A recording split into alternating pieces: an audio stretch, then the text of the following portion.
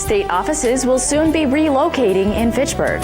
Another round of demolition begins here in the city, and kindness is the big topic at the high school. All this and lots more coming up next on Our City News. And now, the latest news, sports, and weather with Stephanie Allison and the entire Our City News team. The Department of Transitional Assistance and other state agencies will soon be moving off of Main Street and into new offices here in the city.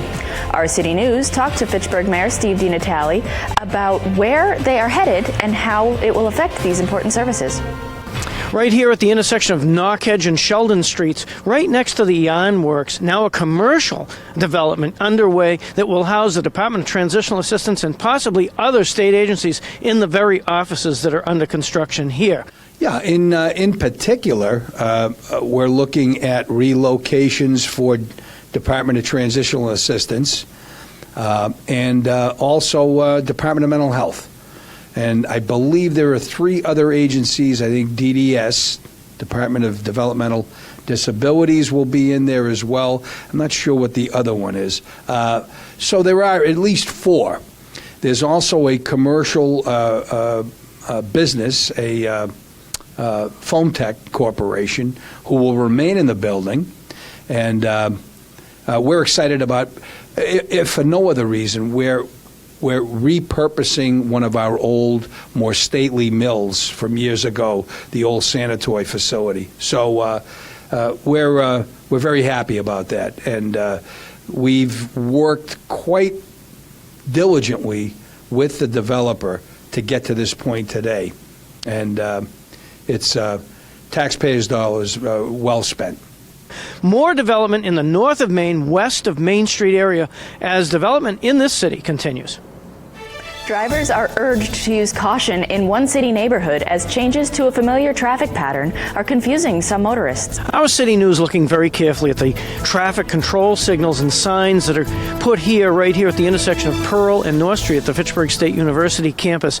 This intersection particularly of interest to keep the pedestrians safe as cars try to move to and from their destinations. A 4-way stop now instituted right here beyond my sight line, where cars will have to stop and then allow the first entering into that intersection to proceed. 4-way stops, generally a prelude to signalized intersections. More to come as we see these improvements. One of the city's busiest gateways will soon be seeing some major improvements. Roadwork slated to start this spring will bring a new look to an old thoroughfare. And as we spring into summer right here in the city of Fitchburg, just behind me, the Fitchburg-Lunenburg line on Summer Street, moving this way outbound, all new renovation going to take place to the road surface here. That's going to include grinding down and resurfacing this street on this major thoroughfare where cars come in and go out of the city in big numbers every single day. Moving on outbound towards Leominster, more improvements to this road surface right here in our city. Community block grant funds, along with allocated city funds, are helping to clean up some of the city's toughest neighborhoods. Glenn Fossa was out on the streets to talk to city leaders about the next round of cleanup. Now in Clegon, 86 Woodland Street, slated for destruction while they look at putting more and more emphasis on the blight in the city that will give way to new construction, perhaps on this very lot. Several other properties right here in Clegon slated for the same kind of work as the city fathers continue to improve our city. Yeah, yes, that's certainly the thrust of what we're trying to do here. We've been doing this from the beginning of my administration. The first round of demolition that we did in the city, coming up to a couple of years ago, was to the tune of about $800,000. This year, and it was focused on some of the more prominent buildings in Fitchburg that have fallen into such disrepair that years have gone by, and we should have gotten rid of those buildings. We've done so. We have more ahead of us. Now what we're driving toward is moving into the neighborhoods and reclaiming those neighborhoods for people who think we don't care. We do. And this is a concrete, demonstrable way of showing that. And this next round is over $600,000 in resources that we're putting into attacking the blight in our neighborhoods. Additional city funding available for the destruction of 46 Allen Place, yet another building going to be torn down so that the blight is less and less throughout our neighborhoods in the city. Here in Cleghorn, Our City News. I'm Stephanie Allison, and we'll be right back with more local stories from Our City News.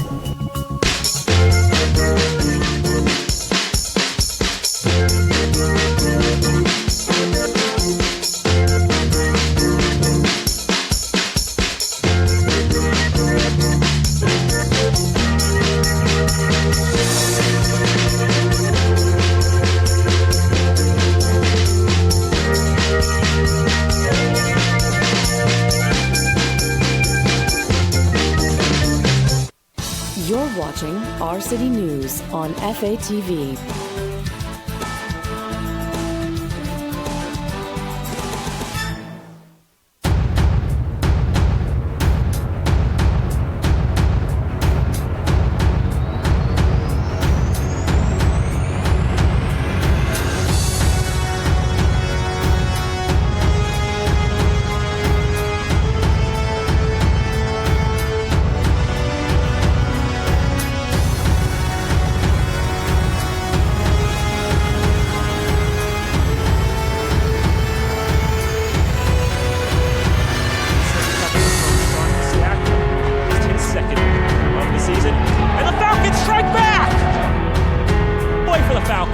Storming in towards goal, and there it is! How do you like it?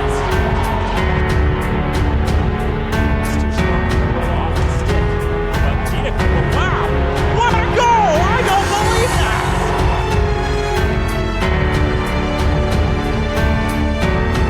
The right side, and now it's Tina Cole, a nifty moves, and he equalizes just like that!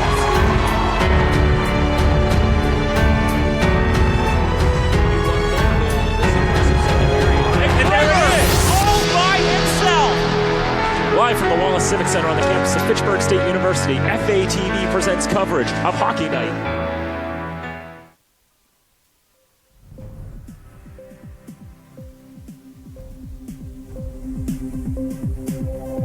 Fitchburg High School students reflected on last week's school shooting in Florida as they gathered to bring the message of kindness to the forefront with school leaders.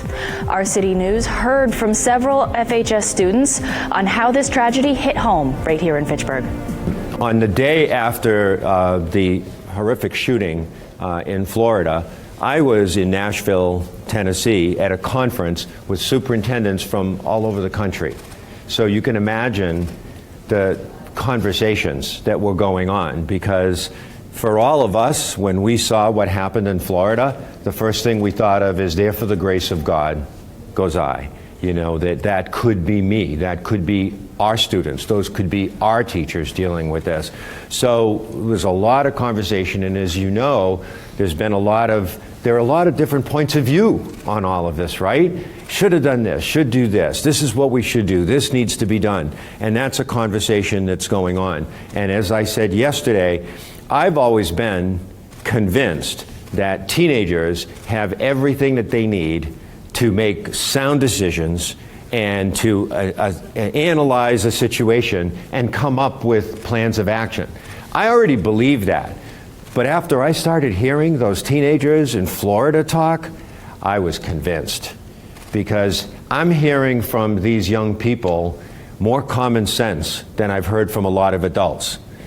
The main thing I want to say is a reminder that there's a Red Raider Way here at the high school. So I wanted to play into that it's the Red Raider Way, but it's also Red Raider kindness.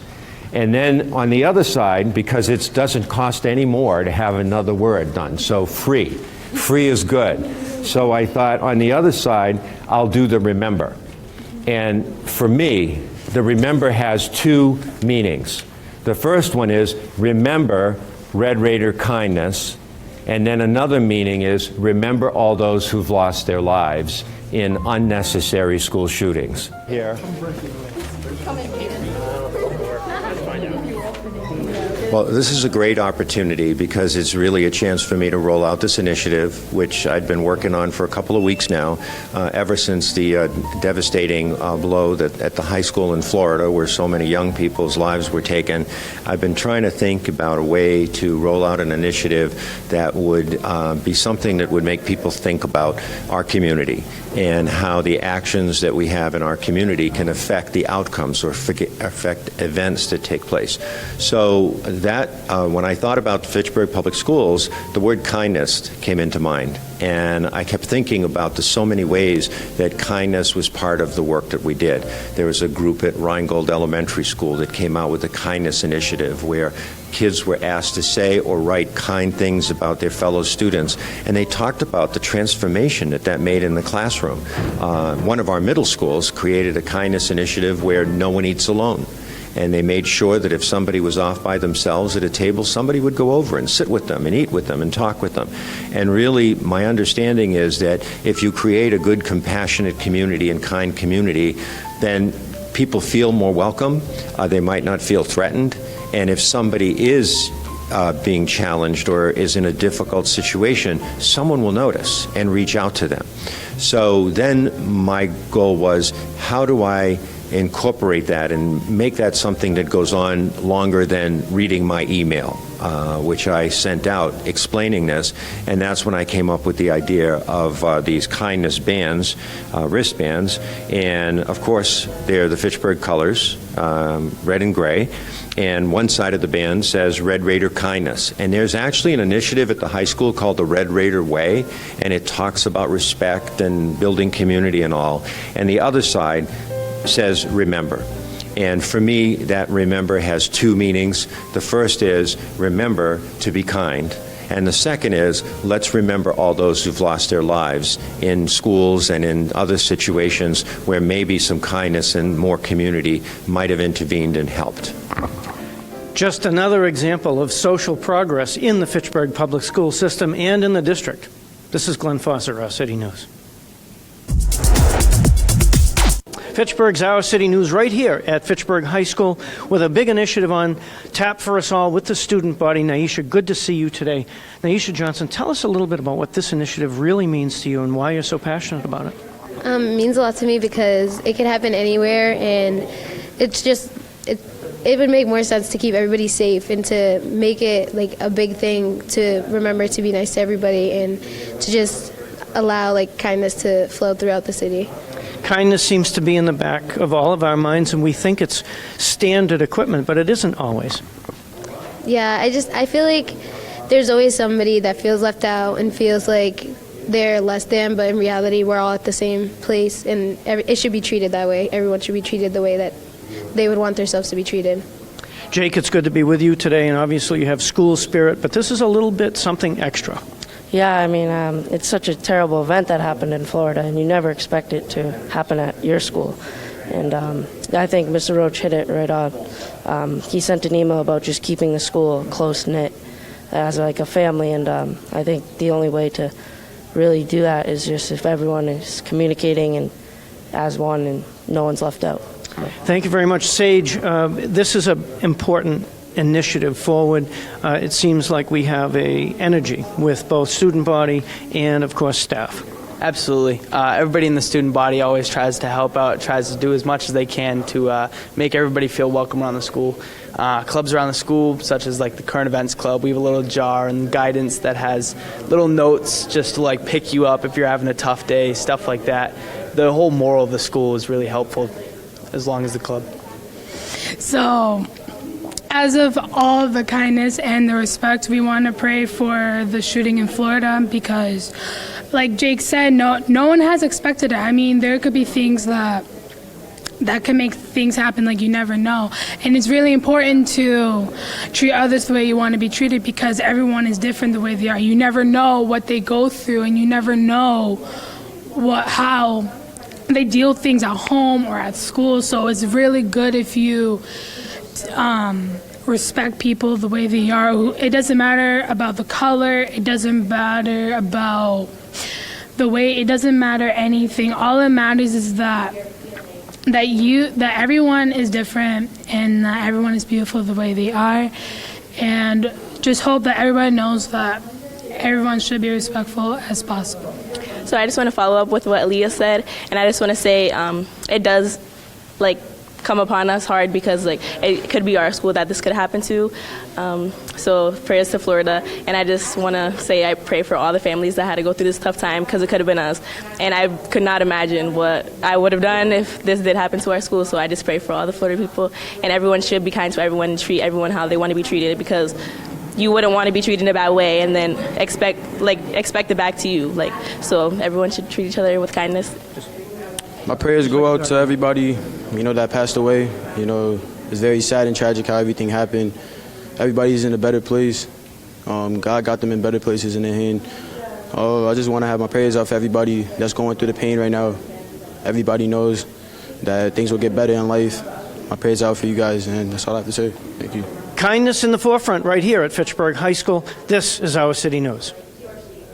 Hi, and we are live here at the Fitchburg Art Museum with myself, Cledia Spiro, and Jesse Olson. And we're here to tell you about A Night at the Museum, Eleanor Rocks the 1920s Party. We're really excited. This is one of many to come annual parties. Not the Eleanor part, though, which is why I have Jesse here. I'd like her to explain why Eleanor Rocks the 1920s is so special this year. Well, in 1923, Eleanor Norcross bequeathed her art collection and a fortune to the city of Fitchburg, with which they opened the Fitchburg Art Center, and which didn't happen until 1929, but we figured that was the decade when Fitchburg Art Museum took its roots, and we wanted to celebrate and invite everyone in to celebrate with Eleanor and the theme of the 1920s. Very cool. Yeah. So we have some other exciting things, such as a really cool jazz band that you can talk about, and also really cool decorations. So we have a quintet, the Genuine Imitations, who are going to come and play some 1920s jazz. You can put on your dancing shoes and come and dance in our Anson Gallery, or you can just enjoy a good cocktail and some nice hors d'oeuvres by Struck Catering of Worcester, and sit and enjoy the music and enjoy the fun. Yeah, we're really excited. We might have Eleanor there present. We won't tell you how, but you can take a photo shoot with her and perhaps the mayor. He might be giving out drink tickets, who knows. Maybe know the secret password. Yeah, speakeasy. Exactly. So please join us. It is March 10th, 6 to 9 p.m. You can still RSVP. You can look up the event on our website or on our Facebook page. Do you have anything else you'd like to add? Well, just the tickets are available online, but you can also purchase them at our front desk when we are open Wednesday through Sunday. And if you have any questions, feel free to give us a call or email. Yeah. So again, we're at the Fitchburg Art Museum, and we welcome you March 10th, 6 to 9. Thank you. And more renovation is happening right here in Fitchburg. 2 stores from one major chain are doing complete renovations. Glenn has the scoop. Stephanie, Our City News out on the road right here in the Cleghorn District, right where Daniel Street meets Route 12 and 2A, the Cumberland Farms to my right and west of me, and then, of course, the closed McDonald's, which is now going to give way to a brand new Cumberland Farms. We've seen this kind of redevelopment and development in the Electric Avenue Cumberland Farms as well, and we're expecting to see more and more of the commercial and residential work coming spring right into summer here in our city. Cumberland Farms is also going to renovate the Electric Ave location this year as well. And now let's go over to Matt Carroll with this week's sports report. It's playoff time for men's hockey and high school sports all the way around. We start with the Fitchburg Red Raiders boys hockey. They take a tough first round loss in district play at Burncoat Wednesday night, 4-3. So they're now out of it, but it was a great game, which brings us to our next round. The next round, Lunenburg Air Shirley waiting for that opponent. They will be playing Worcester, and that game will be played tomorrow night in the second round of district play. We now move on to St. B's boys basketball playing in the districts of the first round. They lose at Blackstone Millville 65-61 on Wednesday night. The boys from Monty Tech also take a tough loss on Tuesday night in another close game, 80-76 against Marion in the first round. The girls do win from Monty Tech on Wednesday night. They beat Tohoto easily 57-33, moving them closer to a district final. The Lemons girls basketball team lose to Algonquin 63-61 in their first round matchup on Monday night. We now go to Fitchburg. We now go to college sports. Fitchburg State baseball beating Anna Maria, 10-0 in their season opener. As we move closer to Florida, they will be taking a Florida trip, and we'll have reports on how those games go for the Falcons. We now move on to Fitchburg State hockey, where they'll be going to the MASCAC Finals, the championship, which will be played at Fitchburg State on Saturday at 7:15. We have some highlights there of that game.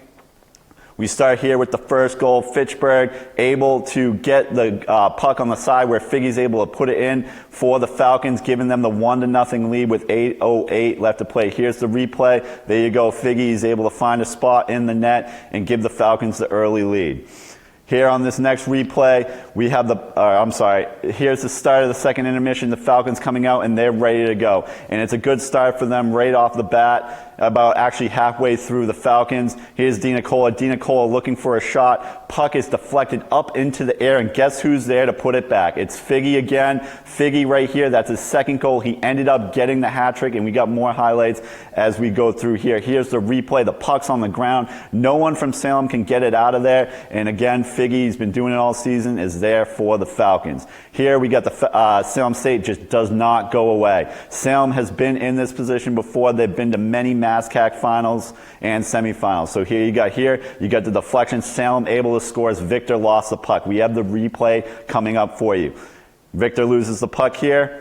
A shot on goal. Sorry, able to make a great save, but he's not able to get it on the rebound. From here on out, we have the rest of the call. Daniel Bullock does a great job. Here we go. Into the boards by two Vikings. There's a chance. One-timer saved by Bucciarelli. You could hear a gasp from the crowd because they were thinking hat trick. They were thinking that was going to be a goal. It was that close. 25 on the power play. Figgy, he shoots, save, rebound, taken by Salem, but intercepted. Now another chance, popped up in the air, and it's a goal! Figgy! He's got the hat trick! Inside settled down, a shot, I don't know if it got all the way through, and another clear by Victor, tallest player on the Falcons. Kuchar point now. Holding on, looking for a chance in front, tries to find Cook. Olsen moves it along, it's taken away, could be a breakaway. It's Hayashi going to goal! Score! Corey Hayashi, short-handed! So there you go. A special thank you to Daniel Bullock. He does a great job in this game. And to all FAT crew members and volunteers, a special thank you in advance for this upcoming game on Saturday, which FATV will have full coverage starting at 7:15. And also a special thank you for Tuesday night for covering that game against Salem State. You saw there Fitchburg on the power play playing some great defense. Victor making up for his mistake on that second goal against for Salem, getting the puck out of there with his length. And then Hayashi, playing some great defense, getting the breakaway, showing that Falcons speed on the offensive side, and getting the goal for the Falcons, giving them the 4-2 lead and pretty much the win from here on out. The Falcons did get an empty netter later in the game as the third period winded down, giving them the 5-2 final in the semifinals. And now they're moving on. Again, they will be playing UMass Dartmouth on home ice Saturday, starting at 7:30. Fitchburg State, FATV will have full coverage starting at 7:15, so be sure to come out for that one. We now move on to pro sports. We got the NBA, the Celtics playing the Hornets, and with Marcus Smart, the Celtics are back and they are on fire. They win this one easily, 134-106. And we now go to NHL. The Bruins also win 4-3 against the Hurricanes. Bruins making a lot of deals lately in the last few weeks. A lot of people questioning the Nash deal. Why break something up that was so good? But the Nash finally getting his first goal for the Bruins, proving that it was a very good deal. And they win that one 4-3 over the Hurricanes in overtime. Much needed win as we get close to the playoff play. Again, this is Matt Carroll, and that's the FATV Sports Report.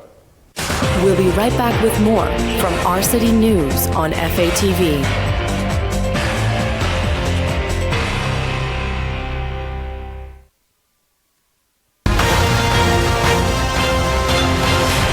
Hi, I'm Don Injemy. I'm here to tell you about and remind you the Longs Joe Classic is coming up as sooner than you think. Downtown Leominster will be June 30th, and July 1st will be downtown Fitchburg. Come on down and enjoy the event. See you there.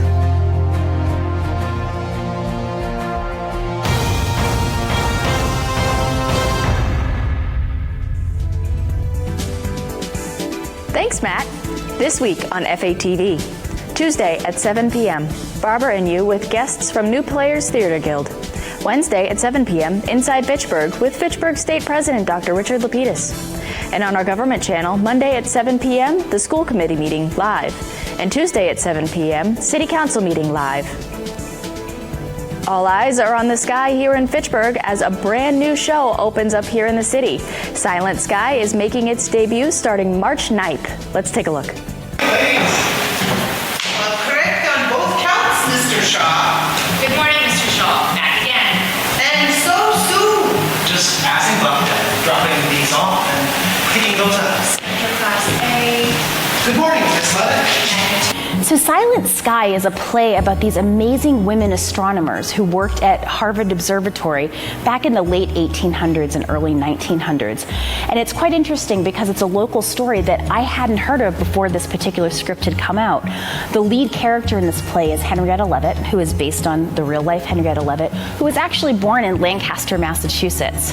Now, what's really amazing about these women is because they were women, and they were astronomers, but they were women astronomers who were not actually allowed to use the telescope most of the time.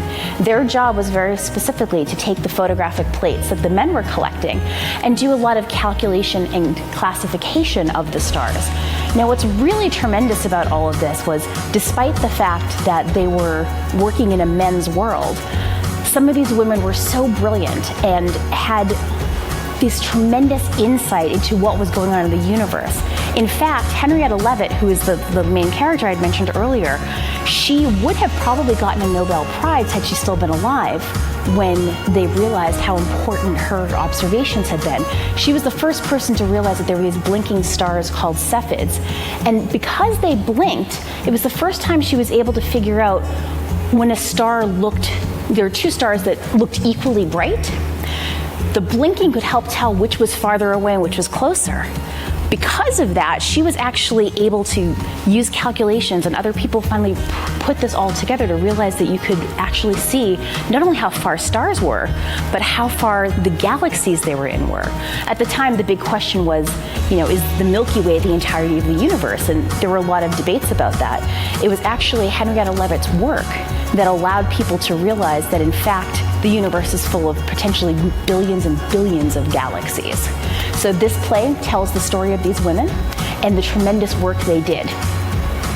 The cast and I had an opportunity to travel to Harvard Observatory, which was a tremendous experience for us.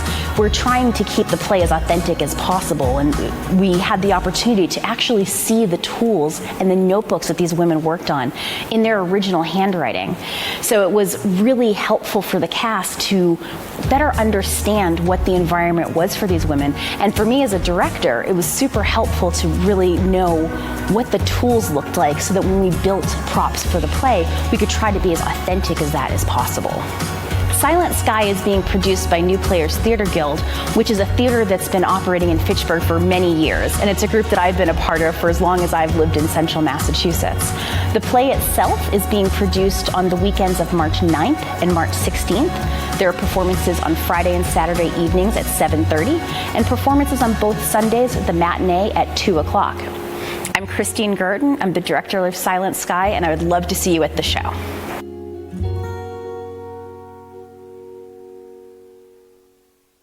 Looks like it's going to be a great show. Thanks for watching this episode of Our City News. I'm Stephanie Allison.